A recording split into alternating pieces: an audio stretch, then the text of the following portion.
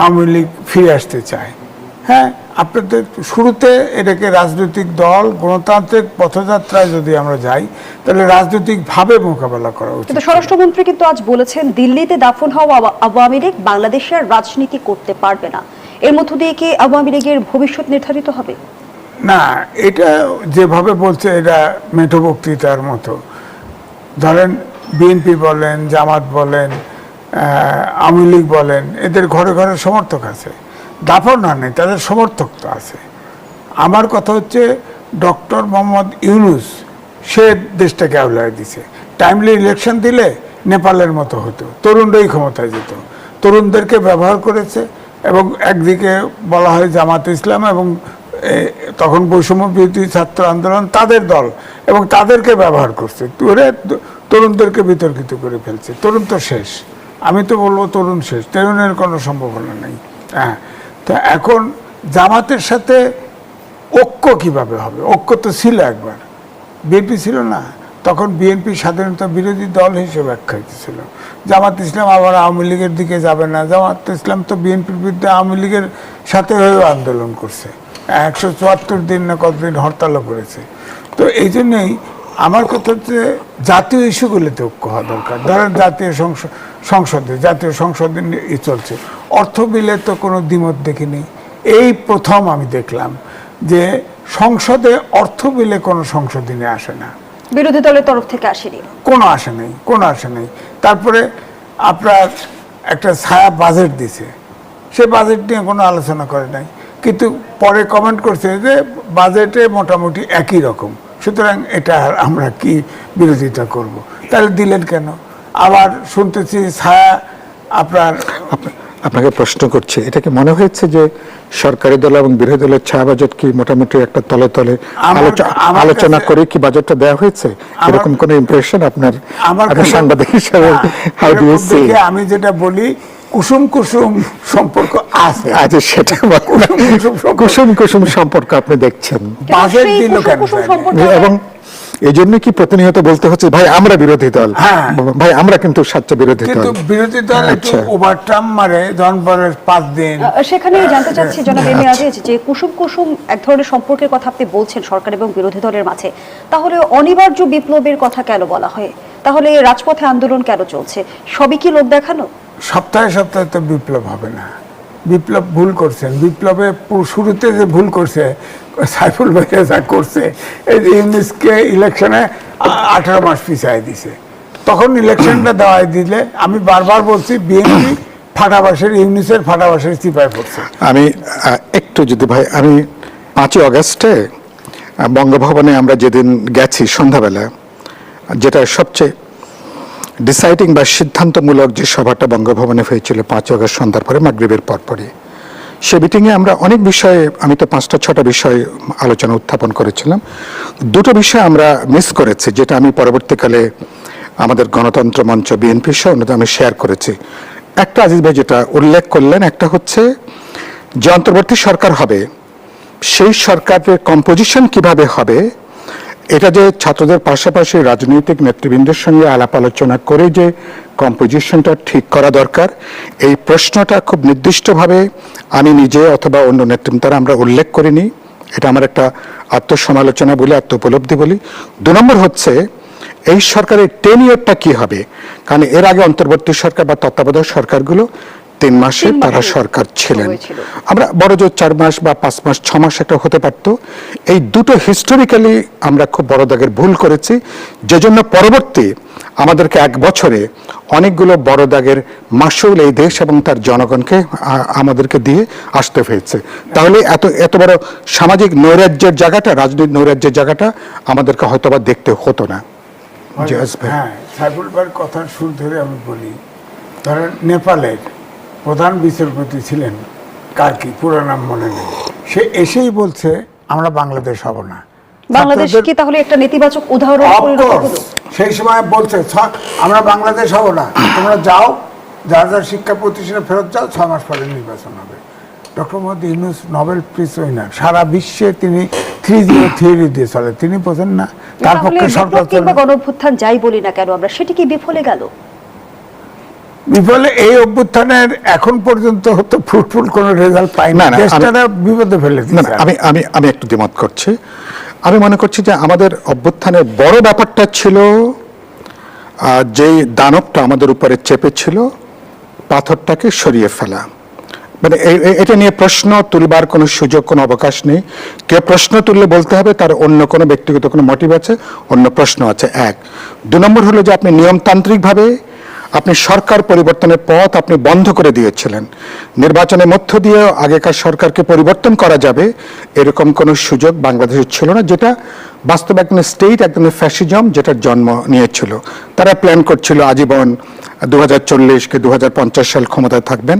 সুতরাং এটা হলো একটা প্রশ্ন। তাহলে গুরুত্বপূর্ণ কি হয়েছে, আপনি মানুষের ভোটের অধিকার, তার গণতান্ত্রিক অধিকারের জায়গাটা, নিয়মতান্ত্রিক নির্বাচনের জায়গাটা আপনি এসছেন। 1, 2 হলো একটা বড় একটা আপরাইজিংয়ে, বড় মুভমেন্টে সমাজে নানা শক্তি থাকে, নানা অংশগ্রহণ থাকে, সমাজে নানা শ্রেণী, তার নানা ইডিওলজি থাকে, পলিটিক্স থাকে, তার কালচারাল, তার ইনফ্লুয়েন্স থাকে, এবং বহু ধরনের জরাগপ্তা অনেকগুলো শক্তিও কাজ করে। আমাদের এখানে হয়েছে না, অনেক গুপ্ত শক্তি কাজ করেছে এখানে, জঙ্গিবাদী, মৌলবাদী বলে যাদেরকে বলা হচ্ছে। কেউ কেউ আছে না যে বলে না ঘর পড়ার মধ্যে আলু পড়া দেওয়া, এরকম একটা বিশাল গণজাগরণের মধ্যে এটাকে ডিরেল করা, এটাকে প্রশ্ন তোলা, এটাকে তাদের মতন করে এটাকে নিয়ন্ত্রণ করবার বহুমুখী চেষ্টা হয়েছে। এটা পৃথিবীর যে কোনো বড় আপরাইজিংয়ে, যে কোনো বড় মুভমেন্টে এটা হবে। এটা খুব অবাস্তব না, কিন্তু এর মধ্যে আন্দোলনের বা সংগ্রামের রাজনৈতিক নেতৃত্বদের তাদের সঠিকভাবে সিদ্ধান্ত অনেক সময় নিতে না পারা, তাদের দোলাচল, দ্বিধাচিত্ততা, সিদ্ধান্তহীনতা, অথবা নিজের পায়ের মাজার উপরে দাঁড়াতে না পারার জন্য অনেকেই ঘোলা পানিতে মাছ শিকার করতেছেন। এজন্য এটাকে অনেক সময় জঙ্গিবাদী আখ্যা দেওয়া গেছে। তারপর বেশ কিছু তৎপরতা হয়েছে না, নারীদের উপরে হামলা হয়েছে, আক্রমণ হয়েছে, আমার ধর্মীয় বিভিন্ন গোষ্ঠীর উপরে হামলা হয়েছে না, আমার এখানে অসাম্প্রদায়িক বহুত্ববাদী সংস্কৃতির উপর হামলা হয়েছে না, বাউলদের উপর হামলা হয়েছে, মাজার উপর হামলা হয়েছে, কবর থেকে তুলে লাশকে পুড়িয়ে দেওয়া হয়েছে। এগুলো বাইরে বার্তা গেছে কি? এমনিতেই বলার চেষ্টা হচ্ছিল বাংলাটা একটা জঙ্গিবাদী উত্থান হয়েছে। পাশাপাশি এই কাজগুলো যখন চলে তখন আমাদের এই অসাধারণ অভ্যুত্থানকে সহজে এটাকে একটা জঙ্গিবাদী তকমা দেওয়াটা সহজ হয়েছে। স্বরাষ্ট্রমন্ত্রী সহজ হয়েছে তিনি 24-এর তাতে অভ্যুত্থানের অর্জনটাকে তাতে তিনি বলেছেন হয়ে যে যায় না। এরকম নৃশংস হত্যাকাণ্ড, গণহত্যার পর আজ পর্যন্ত সেই গণহত্যাকারী শেখ হাসিনার কোনো রকমের অনুশোচনা নেই। বাংলাদেশের এই গণঅভ্যুত্থানকে তারা জঙ্গি তকমা দিচ্ছে। তিনি আরো উল্লেখ করেন আওয়ামী লীগের রাজনৈতিক পতন হয়েছে, আওয়ামী লীগের রাজনৈতিকভাবে নিপাত হয়েছে, নির্মূল হয়েছে, দাফন হয়ে গেছে দিল্লিতে। সেই আওয়ামী লীগ বাংলাদেশে আর কোনোদিন রাজনীতি করতে পারবে না। কিন্তু আমি যেই জায়গায় প্রশ্নটি রাখতে চাই জনাব সাইফুল হক, আওয়ামী লীগের বিচার চলছে, আওয়ামী লীগের নিপাত বা নির্মূল সেটি কি আসলে আইনিভাবে হবে নাকি রাজনৈতিকভাবে হবে? আমি প্রধানত মনে করি আপনি যদি ইতিহাসের দিকে তাকান বা গ্লোবাল ক্যানভাসে, যদি গ্লোবাল যে প্যানোরামা যদি আপনি তাকিয়ে দেখেন, খুব হাতে গোনা 2-4টা ব্যতিক্রম বাদে এ ধরনের কোনো অর্গানাইজ কোনো রাজনৈতিক দল যাদের এক ধরনের ইডিওলজি, পলিটিক্স, ইতিহাস, ঐতিহ্য, ধারা এবং জনগণের উপরে যাদের এক ধরনের রাজনৈতিক, সাংগঠনিক বা সাংস্কৃতিক মনন জগতে যাদের এক ধরনের জায়গা আছে, কোনো প্রশাসনিক সিদ্ধান্ত দিয়ে বা কাউকে নিষিদ্ধ করে এ ধরনের কোনো শক্তিকে কিন্তু নাই করে দেওয়া যায়নি। এবং বাংলাদেশে এটা এর আগে জামাত ইসলামের ক্ষেত্রে এরকম হয়েছে না, সেটা সম্ভব হয়নি। আওয়ামী লীগ তো আরও অনেক বেশি, এটা এক সময়কালের আপনি বুঝবেন মুক্তিযুদ্ধে নেতৃত্ব প্রদানকারী দল, কিন্তু পরবর্তীকালে সেই দল যখন জনগণের বিরুদ্ধে দাঁড়িয়ে গেল, কিন্তু তারপরও তার যে সামাজিক ভিত্তি, তার যে সাংস্কৃতিক ভিত্তি বা অর্থনৈতিক ভিত্তি, সেটা কিন্তু অনেকখানি কিন্তু বাস্তবে বহাল তবিয়তে আছে। তাহলে এ ধরনের শক্তিকে আপনি কিভাবে মোকাবেলা করবেন? আপনি মোকাবেলা করবেন রাজনৈতিকভাবে, আদর্শিকভাবে, সাংস্কৃতিকভাবে, সামাজিকভাবে অথবা সাংগঠনিকভাবে মোকাবেলা করবেন। বরঞ্চ আপনি নিষিদ্ধ করার এক্সপেরিয়েন্স হচ্ছে দুনিয়াব্যাপী, এটা উল্টো বুমেরাং হয়েছে তাদের প্রতি, বরঞ্চ মানুষের উল্টো একটা সহানুভূতির জায়গাটা তৈরি হয়েছে এগুলোর জন্য। যারা অপরাধ তাদের আপনি বিচার করেন, তাদেরকে আপনি যা যা শাস্তি সেটা দেন, যদি সেটা আইনগতভাবে যদি সেটা প্রমাণিত হয়। কিন্তু আপনি এটা করার মধ্য দিয়ে এগুলো আমরা অনেক সময় রাজনৈতিক, আমরা রেটোরিক্স বলি। আজকে সরকারি দলের নেতাদের কথাটা অনেকটা ওদের মানে যেটা আজিজ ভাই বললেন, কিছুটা মাঠে রাজনীতিকরা যেভাবে বক্তৃতা করে অনেকটা এরকম।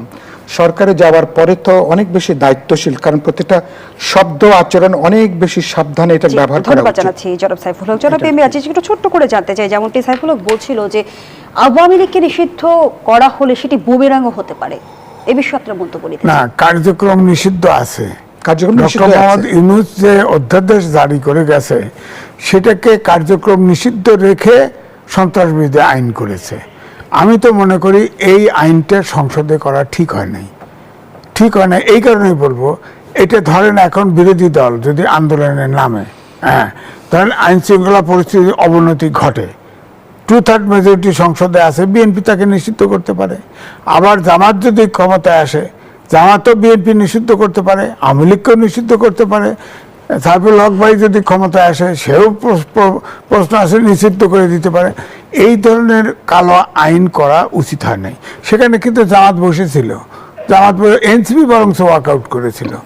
এখন তো এই আইনটা বুমেরাং হয়েছে না, যেমন 1974 সালে। কিন্তু জামাত তো দেখে বলছে তারা পার্লামেন্টের ব্যাপারে তারা নিষিদ্ধ করার ব্যাপারে তাদের কোনো মতামত দেয়নি। আগে তারা বলেছিল, এবার না, তারা নিষিদ্ধ করার ব্যাপারে মতামত দেয় নাই না। Definitely. অর্থাৎ যে অধ্যাদেশটা আছে ওই অধ্যাদেশের সাথে যুক্ত করেছে, ওই অর্থাৎ যে অধ্যাদেশ দিয়েছে ওটা ঠিক রেখে সন্ত্রাসবিরোধী আইন পাশ হলো, এইটা হলো কথা। তার মানে আওয়ামী লীগের অ্যাক্টিভিটিস নিষিদ্ধ রইল আইনগতভাবে। নিষিদ্ধ, কিন্তু দল হিসেবে সেটা তো একটা না, দল তো নিষিদ্ধ করা হয় দল তো একটা বিচারিক প্রক্রিয়ার ব্যাপার। হ্যাঁ, দল আইন এটা তো আদালতের ব্যাপার, এটা তো কোর্টের ব্যাপার। ডাক্তার জাহিদ সাহেব বলছে না, প্রথমে বললো না যে সামনে প্রতীকে স্থানীয় সরকার নির্বাচন হবে, সেখানে নির্দোষ আওয়ামী লীগেরা ইলেকশনও করতে পারে, কারণ প্রতীকে তো নির্বাচন পরবর্তীতে হয়। তথ্য উপদেষ্টা পরবর্তীতে জানিয়েছে আবার যে কোনো নামে আওয়ামী লীগ রাজনীতি করতে না, পারবে পরে আবার বলছে যে না, একটু রিভাইজ করছে, কয় না ইলেকশন করতে পারে, তবে ট্রাইব্যুনালের তো বিচার আছে। অর্থাৎ ইনডাইরেক্টলি বলতে চাইছে ট্রাইব্যুনালের তো বিচারে আওয়ামী লীগকে নিষিদ্ধ করার রিকমেন্ডেশনও দিতে পারে বা নিষিদ্ধ করতে পারে, এরকম ইঙ্গিত দিয়েছে।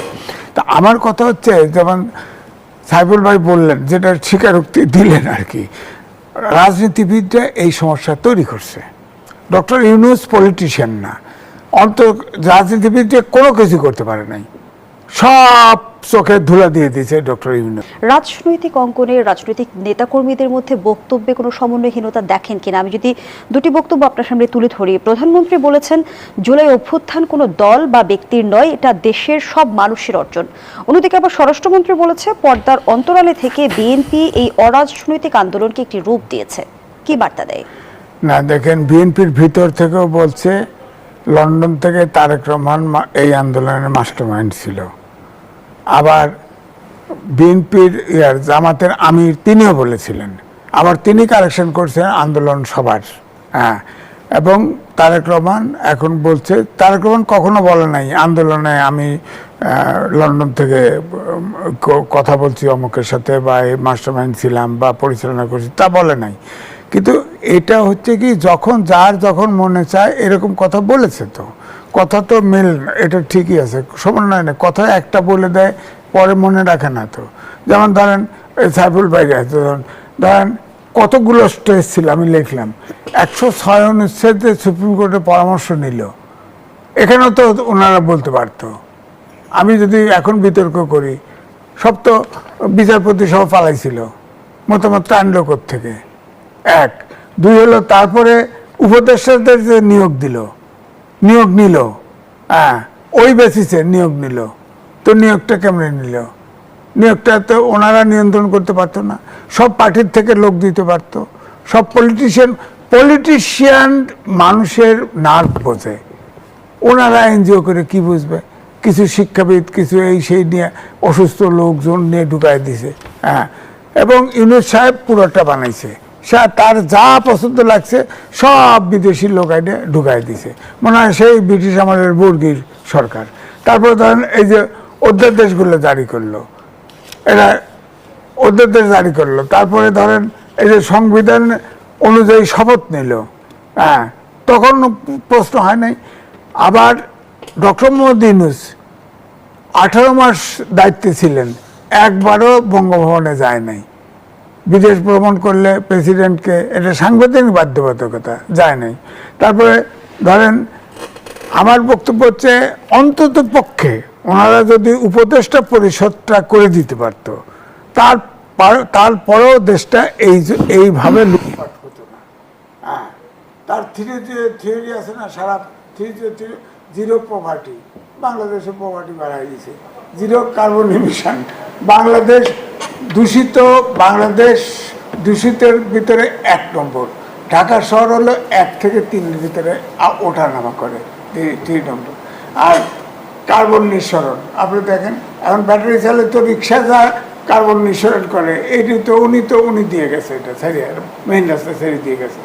সুতরাং এই দেশটা আসলে বিপদে ফেলে দিছে দুই পক্ষই। ডক্টর ইউনূস তার নিজের স্বার্থে দীর্ঘদিন ধরে প্রতিশোধ নেওয়ার জন্য, আপনি বলেন তো, উনি নোবেল প্রাইজ পাইছে, উনি বিখ্যাত লোক, ওনার নিজের মামলা নিজে এক্সিকিউটিভ অর্ডারে উইথড্র করছে, এটা তো কোর্টের মাধ্যমে করতে পারতো, করে নাই। তো সুতরাং আমার কাছে পুরো ফেরিস্তি আছে। এই জন্য আমি বলছি যে ডক্টর মোহাম্মদ ইউনূস দীর্ঘদিন ক্ষমতায় থাকার চেষ্টা করছে। জামাত এবং তখন বৈষম্য বিরোধী ছাত্র আন্দোলন ছিল, এদেরকে দল করছে, বলছে তরুণ সমাজকে নষ্ট করে দিচ্ছে, একবারও পড়াশোনা করতে বলে নাই, রাষ্ট্র খালি করে উদ্যোক্তা হোক, আরে ব্যবসা তো সেই করে, সবই দিয়েছে। তো এই জন্য আমি বলছি যে রাজনীতিবিদরা যে এই যে প্রথমে ভুল করছে, এই একটা এনজিও করার লোকদের হাতে পুরো সরকার বানানো, পুরো ক্ষমতা ছেড়ে দিছে, এর থেকে আমরা অসংখ্য ধন্যবাদ জানাচ্ছি জনাব আজিজ। জনাব সাইফুল হক, প্রধানমন্ত্রী নিজেই যেখানে বলছে জুলাই অভ্যুত্থান কোনো দল বা ব্যক্তি নয়, এটি দেশের মানুষের অর্জন, সেখানে আসলে মাস্টার মাইন্ড নিয়ে কেন আমরা তর্ক বিতর্ক দেখি, কেন জুলাই আন্দোলন নিয়ে কৃতিত্বের লড়াই দেখি? এটা আমাদের জন্য খুবই দুর্ভাগ্যজনক জয়ী যে আমরা ইতিমধ্যে আবার এই ব্যক্তিরাই তারাই হয়তো আবার অন্য জায়গায় বলেছেন। আমরা জানি যে গোটা আন্দোলনটা আসলে এটা একটা জনগণের একটা আন্দোলন, এবং আমরা প্রায় ব্যতিক্রমহীনভাবে আমরা বলতে পারেন অধিকাংশই বলে আসছি, এবং বাস্তবতা এটা জনগণের বহু বছরের পুঞ্জীভূত ক্ষোভের তার একটা বহিঃপ্রকাশ। তো এবং এই জায়গাটা খুব দুর্ভাগ্যজনকভাবে যে আন্দোলনে নিশ্চয়ই বিএনপি সবচেয়ে নির্যাতিত দল হিসাবে, বিএনপির প্রধান নেতৃবৃন্দরা কয়েকজন বাইরে ছিলেন, এবং বিএনপি যেখানে একটা নেতৃত্বদায়ী ভূমিকা পালন করেছেন, এটা নিয়ে বিতর্কের প্রশ্ন তুলবার কোনো সুযোগ নেই। একই সাথে এখানে আমরা গণতন্ত্র মঞ্চ, প্রগতিশীল দেশপ্রেমিক, এমনকি ইসলামিক ঘরানার যে রাজনৈতিক দলগুলো আছেন, যারা আমরা যুগপথের যে 40-42টা রাজনৈতিক দল ছিলেন, তারা যুগপথের বাইরেও অসংখ্য রাজনৈতিক দল ছিল, আমাদের ছাত্ররা, তরুণরা, যুবকরা, সমাজের নানা অংশের মানুষ, এমনকি মাদ্রাসার আমাদের যে কোমলমতে যে শিক্ষার্থীরা, এবং কমই আমাদের মাদ্রাসার যে শিক্ষার্থীরা, একই সাথে পাবলিক বিশ্ববিদ্যালয়ের পাশাপাশি আপনি খেয়াল করেন এবারই প্রথম যাদেরকে বলা হতো ফার্মের মুরগির মতন যে প্রাইভেট ইউনিভার্সিটির যে শিক্ষার্থীরা, আন্দোলন যখন ঝুলে গেল তখন এই প্রাইভেট বিশ্ববিদ্যালয়গুলোর আমাদের তরুণরা, ছাত্রছাত্রীরা কি অসাধারণ বীরত্ব নিয়ে তারা যেভাবে রাজপথে দাঁড়িয়ে গেলেন, গোটা পরিজামা আন্দোলনটাকে যেভাবে তারা সামনে নিয়ে এলেন, এবং তার সাথে যুক্ত হলো আমার শ্রমিক, শ্রমজীবী, মেহনতি সমাজের নিম্ন স্তরের, বা যাদেরকে আপনার প্রান্তিক মানুষ বলে যাদেরকে আপনি বলেন, অনেকে আমার বোদ্ধারা যাদেরকে সাবঅল্টার্ন হিসেবে যাদেরকে বলতে চান, এই শহরতলির লক্ষ লক্ষ মানুষের জড়িয়ে গেল। তার মানে কি, মুক্তিযুদ্ধ যেমন একটা গণযুদ্ধ ছিল, এটাও জনগণের একটা গণজাগরণ, একটা গণ অভ্যুত্থানে। এখানে প্রত্যেকেরই, যারা অভ্যুত্থানে অংশীদার ছিলেন, প্রত্যেকেরই কোনো না কোনো ভূমিকা সেখানে ছিল। আমি সেজন্য যারা বিশেষ কোনো ব্যক্তিকে, বিশেষ কোনো সংগঠনকে মাস্টারমাইন্ড বলতে চেয়েছেন, এর মধ্যে আসলে তারা এর মধ্যে একটা বিভক্তি তৈরি করতে চেয়েছেন, একটা বিভ্রান্তি তৈরি করতে চেয়েছেন, এবং পুরো অভ্যুত্থানের পুরো অর্জনটাকে তারা বিশেষ দিকে তারা ডাইভার্ট করতে চেয়েছেন। অর্থাৎ তারা এখন যা খুশি করবার একটা লাইসেন্স যেন তাদেরকে পরোক্ষভাবে দিয়ে দেওয়া হয়েছে। আমি যখন জুইকে বলবো তিনি আন্দোলনের মাস্টার মাইন্ড, তখন জুইয়ের মনে হয় তাহলে তো আমি এখন যা খুশি করতে পারি। এগুলোর একটা বিশেষ ইন্টেনশন থেকে এই শব্দ বাক্যগুলো কিন্তু ব্যবহার করা, কিন্তু বাস্তবে আমি এখানে প্রত্যেকেরই এখানে অংশগ্রহণ আছে। রাজনৈতিক দল, ছাত্র, তরুণ, সমাজের পেশাজীবীরা, আমার আইনজীবীরা, আমার সাংস্কৃতিক কর্মীরা, রাজনৈতিক যে লক্ষ লক্ষ কর্মীরা, বিভিন্ন দলের ছাত্র, তরুণ, যুবকরা, আমার মায়েরা, তারা যেভাবে বাচ্চাদেরকে নিয়ে তারা রাজপথে তারা দাঁড়িয়ে গেছেন, যে মায়েরা কখনো রাজপথে কখনো দাঁড়াতে তারা সাহস করেননি, তারা বাচ্চার জন্য পানি এগিয়ে দিচ্ছেন, খাবার তারা নিয়ে যাচ্ছেন, বাচ্চাকে পুলিশের ভ্যানে নিয়ে যাচ্ছে, মা যখন চিহ্ন দেখাচ্ছেন এই জুলাই মাসে, তো এটাকে আপনি কি বলবেন? তার মানে এটা একটা জনগণের বিশাল একটা অংশগ্রহণের জায়গাটা, এটাকে ছোট করাটা কারো ঠিক হবে না আর কি। কিন্তু এই আন্দোলনকে কারা কোন উদ্দেশ্যে ভিন্ন দিকে ধাবিত করার চেষ্টা করছে? ভিন্ন দিকে ধাবিত করার এটা হচ্ছে বিশেষ রাজনৈতিক ইন্টেনশন থেকে। কারণ গোটা আন্দোলনে সবচেয়ে বড়, আপনি তো খেয়াল করেন, গোটা আন্দোলন ছিল একটা বৈষম্য বিরোধী আন্দোলনের জায়গা, এবং ছাত্র তরুণদের দাবির মধ্যে একেবারেই শেষ দিনের বাইরে সরাসরি কিন্তু কোনো রাজনৈতিক দাবিটা না, সেটা কিছুটা কৌশলগতভাবে, বরঞ্চ আমরা বিএনপি সহ গণতন্ত্র মঞ্চ আমাদের 31 দফা, আমরা আবু সাইদ মারা যাওয়ার পরদিন থেকে এরপরে আমরা পরিষ্কার করে যে বক্তব্যটা বলবার চেষ্টা করেছি, যখন এই সরকারের পদত্যাগ ছাড়া, সরকারকে বিদায় করা ছাড়া, সরকারকে উচ্ছেদ করা ছাড়া বাস্তবে দেশকে এরকম একটা দুর্যোগ থেকে রক্ষা করা যাবে না। আর আপনি আমাদের যে সেনাবাহিনী, তার কথাটি বলবেন না, যেই সেনাবাহিনীর ভূমিকাটা ওরকম একটা তুঙ্গ মুহূর্তে সবচেয়ে গুরুত্বপূর্ণ ভূমিকা ছিল, এবং তার থাকে না কোনো কোনো ঘটনা পুরো ঘটনাকে বলতে পারেন এটাকে নতুন মাত্রা যুক্ত করে। আমাদের সশস্ত্র বাহিনী, মানুষের কারো কারো আশঙ্কা ছিল, কিন্তু আমার ভরসা ছিল যে বাংলাদেশের, আমাদের তো এটা কোনো মার্সেনারি কোনো সেনাবাহিনী না, সুতরাং এই সেনাবাহিনী 90 সালে যেমন আমরা এরশাদ বিরোধী স্বৈরতান্ত্রিক বিরোধী আন্দোলনে তারা যেমন জনগণের বিরুদ্ধে তারা দাঁড়ায়নি একটা পর্যায়ে এসে, এবারও আমাদের সেনাবাহিনী, সশস্ত্র বাহিনী, বিভিন্ন বাহিনী, আমাদের অবসরপ্রাপ্ত সেনা অফিসাররা প্রত্যেকের কি অসাধারণ ভূমিকা, তারা মানুষের মুখোমুখি তারা হতে চাননি। এই যে এটা একটা দেশাত্মবোধের জায়গা থেকে, একটা দেশপ্রেমের জায়গা থেকে, জাতীয় দায়িত্ববোধের জায়গা থেকে, তার মানে প্রত্যেকেরই কোনো না কোনো অবদান আছে। এটাকে রিকগনাইজ করতে পারাটাই হচ্ছে প্রজ্ঞা, এটাই দূরদর্শিতা। যারা এটাকে একেবারে কোটারিভুক্ত করতে চান, যারা দলভুক্ত করতে চান, যারা এটাকে পার্সনিফাইড করতে চান যে অমুক বা অমুকের জন্য, এটা খুব ভুল উপস্থাপনা। ইতিহাস প্রত্যেকের ভূমিকা কিন্তু ইতিমধ্যেই নির্ধারিত, আমরা কে কি ভূমিকাটা আমরা কিন্তু পালন করেছি। বিএনপি মহাসচিব মির্জা ফখরুল ইসলাম আলমগীর বলেছেন, জামায়াতে ইসলামী গণতান্ত্রিক রাজনৈতিক দল নয়, বরং একটি নির্দিষ্ট লক্ষ্য নিয়ে পরিচালিত রেজিমেন্টের দল। একটু জানতে চাই যে ধর্মীয় মূল্যবোধের ভিত্তিতে রাজনীতি এবং ধর্মকে রাজনৈতিকভাবে ব্যবহার করার রাজনীতি, এই দুটোর মধ্যে আসলে পার্থক্য নির্ধারণের মানদণ্ড কি হওয়া উচিত? না, পার্থক্য তো ডেফিনেটলি বড় দাগের পার্থক্য আছে। আমাদের তো সমাজ, আমাদের মানুষ তো ধার্মিক মানুষ, আমাদের মানুষ ধর্মপ্রাণ মানুষ, কিন্তু আমাদের মানুষ ধর্মের নামে অতীতেও, ধর্মের নামে কিন্তু মানুষ কিন্তু ধর্মের নামে কোনো চরমপন্থাকে অতীত মানুষ কিন্তু গ্রহণ করেনি, কোনো বিভক্তি, কোনো বিভাজন মানুষ কিন্তু আগে কিন্তু নেয়নি।